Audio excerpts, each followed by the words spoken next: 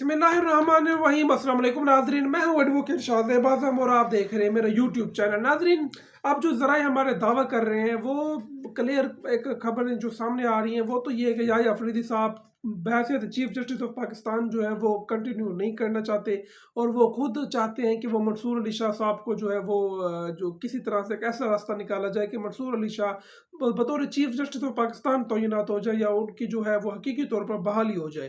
क्योंकि आइन के मुताबिक जो है वो जो हकीकी आइन है पाकिस्तान का, उसके मुताबिक मंसूर अली शाह साहब ने चीफ जस्टिस बनना था, लेकिन याहिया अफरीदी साहब को जो है वो जिस तरह मजबूरी के आलम में बनना पड़ा तो याहिया अफरीदी साहब ने जिस तरह जो अब तक इकदाम किए हैं, और इकदाम से मुझे याद आया कि अभी अभी एक इतला आई है हमारे सामने कि याहिया अफरीदी साहब ने मंसूर अली शाह के रिसर्चर को भी बहाल कर दिया, उनको वापस बुला लिया सुप्रीम कोर्ट में, जिनको काजी फैद ईसा ने जो है वो 12 जुलाई वाले फैसले के बाद उनको जो है उनका ट्रांसफ़र कर दिया था, यानी उनको जो है मुख्तलिफ जगहों पर तैनात कर दिया था। किसी को सिविल जज बना दिया था, किसी को रावलपिंडी भेज दिया, किसी को पता नहीं किसी इलाके में भेज दिया था।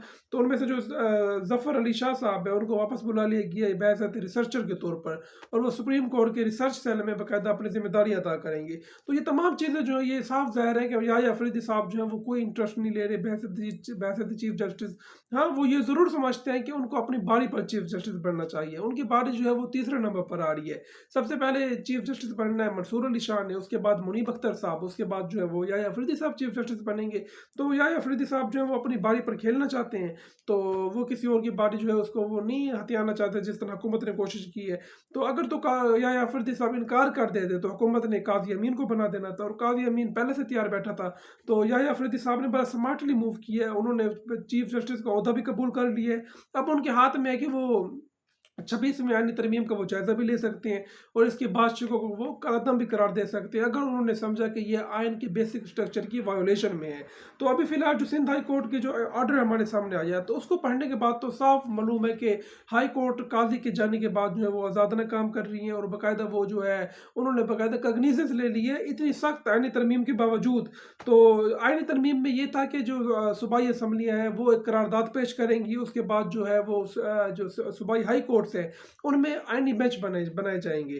तो सिंध हाई कोर्ट ने जो है इस चीज़ के ऊपर जो है वो जो आर्डर जारी किया है उसमें मैं आपको पढ़कर सुनाऊंगा। सबसे पहले सिंध हाई कोर्ट जो है chief justice Sindh high court Shafi Siddiqui साहब वो अपने आर्डर में फरमाते हैं, क्योंकि 26वीं आइनी तरमीम की जो एक शिक है जो कि बाकायदा Sindh high court Sindh assembly को ये अथोराइज करती है कि वो सिंध हाई कोर्ट के आइनी बेंचेस के लिए करारदाद मंजूर करें, तो अभी तक सिंध असम्बली ने जो है वो करारदाद मंजूर नहीं की।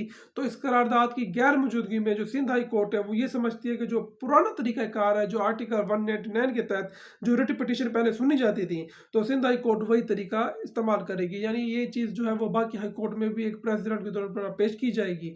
पेशावर हाई कोर्ट जो है वो आपको पता है कि उन्होंने वैसे करारदाद मंजूर नहीं करनी, तो सबसे ज़्यादा खतरा जो इस वक्त पैदा हो गया वो पेशावर हाई कोर्ट से है।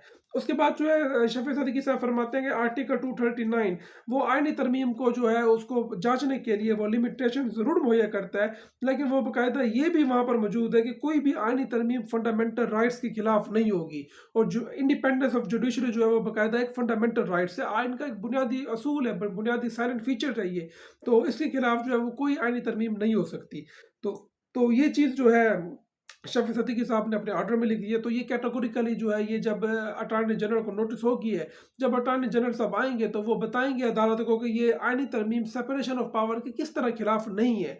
अगर तो वो ये साबित कर देते हैं कि ये सेपरेशन ऑफ पावर के खिलाफ नहीं है, फिर तो ये मुझे लगता है कि दरखास्त खारिज हो जाएगी। अगर वो ये साबित नहीं कर पाते, जो कि मुझे लग रहा है कि वो नहीं कर पाएंगे, क्योंकि ये साफ जाहिर है बच्चे बच्चे को पता है कि जुडिशल कमीशन में कौन है, वहाँ पर एहसन इकबाल और ये इस तरह के लोग जिन्होंने कभी लॉ ही नहीं पढ़ा हुआ, तो वो बैठ कर जो है वो जजेस तैनात करेंगे। तो इस तरह के लोग जो है जब जुडिशरी में मुदाखलत करेंगे वो बेंच बनवाएंगे, तो साफ साफ है कि ये सेपरेशन ऑफ पावर के खिलाफ है। तो जो चीज़ सेपरेशन ऑफ पावर के खिलाफ है तो उसने ऑटोमेटिकली ही कलअदम होना है, वो वाइड एब एन इश्यू डिक्लेयर होगी। तो उसके बाद जनाब जो बेसिक पॉइंट इस पिटीशन में उठाया गया वो ये है कि आईनी पिटीशन में गवर्नमेंट फ्रीक होती है। यानी अक्सर जो आईनी पिटीशन होती हैं जो कि वो हमें होती गवर्नमेंट के खिलाफ है, उसमें गवर्नमेंट को रिस्पॉन्डेंट ठहराया जाता है, गवर्नमेंट ने जवाब देना होता है। लेकिन यहाँ पर जो है वो गवर्नमेंट ही अपने जो जज है वो तैनात करेगी बैठ के। तो ये चीज़ जो है वो बाकायदा एक तजाद है। और जो जहाँ पर तजाद आ जाए तो वहाँ पर जो है वो मामला बिगड़ जाता है, और वहाँ जहाँ पर मामला बिगड़ जाए और वो खासतौर पर इस तरह का मामला हो, आईनी मामला, तो वहाँ पर जो है वो अदालतें फिर इंटरफेयर करती हैं। उसके बाद जनाब जो डिस्ट्रिक्ट बार रावलपिंडी का एक केस है 2015 का, जिसमें हमारे मोहतरम काजी फैज ईसा साहब, हर दिल अजीज शख्सियत जो कि लंदन में आजकल जो है वो बड़ी वाकई दिल अजीज शख्सियत साबित हुए हैं, तो उन्होंने जनाब एक आईनी तरमीम को बाकायदा स्ट्राइक डाउन किया हुआ है। यानी आईनी तरमीम को सबसे पहले कलअदम करने वाला यही काजी फैज ईसा था। 2015 में नवाज शरीफ की हुकूमत में जब मिलिट्री कोर्ट का क़याम अमल में लाया गया था, तो काजी साहब जो थे वो मुझे लगता है कि उस वक्त कुछ न्यूट्रल थे, उस वक्त जो है वो प्यार मोहब्बत इतनी नहीं भरी थी, तो काजी साहब ने जो है वो उस मिलिट्री कोर्ट को ही उड़ा दिया था। तो ये बाकायदा काजी साहब का फैसला मौजूद है। और बाकायदा वो जो ये वैसे फुल कोर्ट का फैसला था, और फुल कोर्ट ने कुछ बेसिक पॉइंट दिए थे कि इन पॉइंट्स के खिलाफ आईनी तरमीम नहीं हो सकती, जिनमें से अदलिया की आज़ादी जो था वो फंडामेंटल पॉइंट था, यानी वो one of the main point था। तो अब जनाब 2 हफ्ते के लिए जो ये मामला मुकर हो गया है, अटॉर्नी जनरल साहब को जो है वो नोटिस जारी हो गए हैं, तो अटॉर्नी जनरल साहब आकर गुजारिशात पेश करेंगे, वो साबित करेंगे कि ये आईनी तरमीम जो है ये आइन के खिलाफ नहीं है, आइन के बुनियादी असूल, आइन का जो बुनियादी ढांचा है उसके खिलाफ नहीं है। अगर तो वो साबित कर पाते हैं तो ठीक है, नहीं तो मुझे लगता है कि ये सिंध हाई कोर्ट ही पहली हाई कोर्ट है जो कि इस आईनी तरमीम को ही उड़ा देगी। और जैसे मैंने आपको पहले बताया कि सुप्रीम कोर्ट में भी दरखास्तें गई हुई हैं, और याह्या अफरीदी साहब जो है वो जिस तरह का से उनका मिजाज लग रहा है, तो वो मैं नहीं समझता कि याह्या अफरीदी साहब जो है वो 2 माह से कुछ ज़्यादा अर्सा वो चीफ जस्टिस रहेंगे। उन्होंने 2 माह तक चीफ जस्टिस रहना है, उसके बाद उन्होंने जो हकीकी चीफ जस्टिस है मंसूर अली शाह साहब, उनको उनका जो है वो पहुंचा देना है उनको होता।